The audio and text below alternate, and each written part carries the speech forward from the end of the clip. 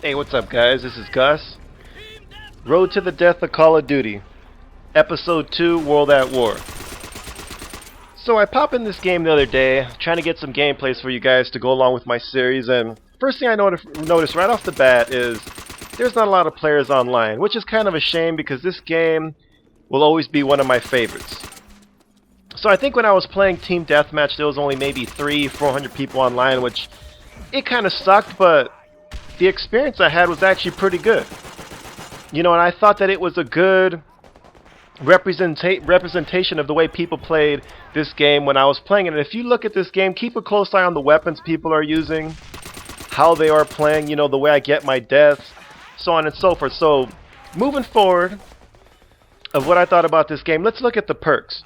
Tier 1, Bandolier, Bomb Squad, Special Grenades, Bouncing Betties, Satchel Charges, Extra Grenades, so on and so forth. Tier 1 perks geared toward offense, geared toward killing the other player.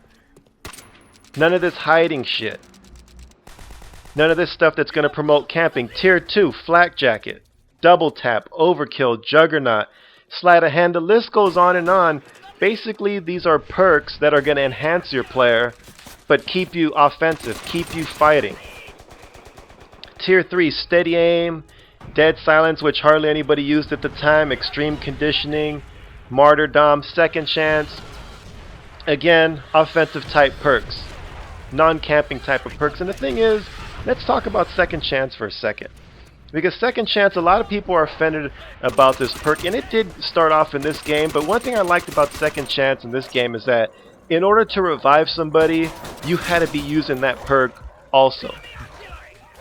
You had to be using that perk, and the thing is, Second Chance, yes, it does suck when you're on a kill streak and someone ends up killing you in Second Chance. I'm not going to debate that, but the thing is, when you're talking about this game or the older Call of Duties where the kill streaks are 3, 5, and 7, it wasn't the end of the world. It wasn't like you got killed on the 23, 24 kill streak or some shit like that. You get killed, you say, oh fuck, and you continue the game. And that's the thing, sticking on the 3, 5, and 7 kill streaks, your UAV, your, what else was there? The artillery strike, the dogs. You really didn't have to camp to get these kill streaks.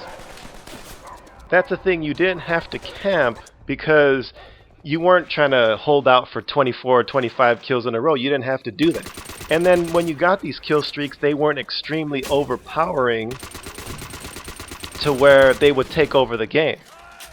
They would just, I mean, they would help your score. You would, you know, look a lot better at the end of the game, but they weren't overpowering. If the enemy got them, I didn't feel that the game was over because they weren't going to take over the game. They, again, they would increase the player's score who got them a little bit, but that was pretty much it. You could manage the artillery strike. You can take out the dogs easily. They weren't freaking as devastating as they are now. You know, the guns in this game, a lot of people have an issue with the MP40, and that was pretty much their main thing. And I didn't really, you know, when I first started playing this game, I didn't really notice it as a pain in the ass at that time because I was too busy using other guns. You know, and I've got a few gameplays, and I think in every gameplay I'm pretty much using a different gun. So you can be effective without going with the MP40. And that's the thing, if you take out the MP40 in this game, which was overpowered, you probably have your most balanced Call of Duty game ever. And that's the thing, this game, they cut out a lot of the bullshit. It was very fair, it was very balanced, and it was very, you know, much tailored toward the offensive player. The look of this game was really great. The maps were all medium to short range maps. The graphics were great, and this game was cool because it actually was different than every other Call of Duty. I mean, look at Modern Warfare, the original, and compare it to all other Call of Duties with the exception of this one, and they're almost exactly alike. This game was different. This game looked different. This game felt different, and that's the thing.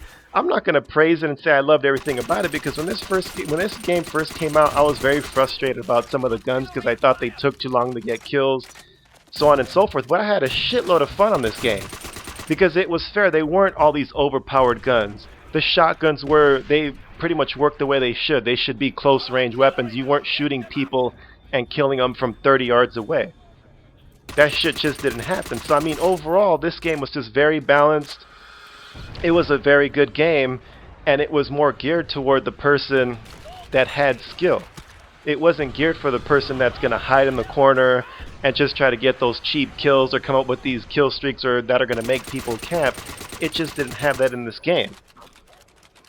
So overall, this, in my opinion, was the best Call of Duty that came out at the time, and I just love this game, and playing it again, I mean, it's just a shame that they don't make a Call of Duty like this, as balanced, as, you know, as far as like the perks go, no cheap shit.